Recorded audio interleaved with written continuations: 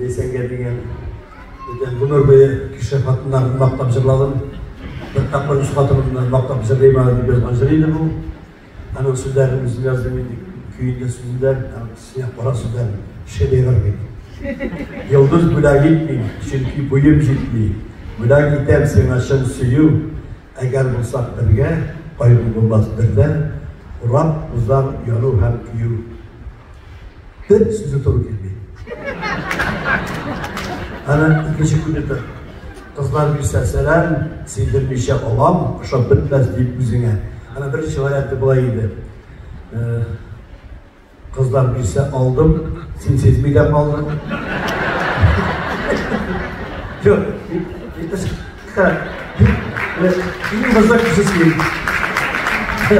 Şimdi tırnağı kızlar birse aldım, sen sezmeyle aldın. Selamlarım matur kızlarının bir doğum ediyor. Tırnağı değil mi? В общем, bu üzerine teşekkür ettim iken.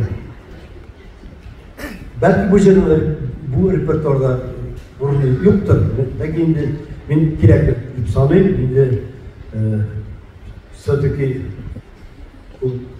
Mehmet Cegit, Fatih'in de 4 tapır abi, Leysen geldi.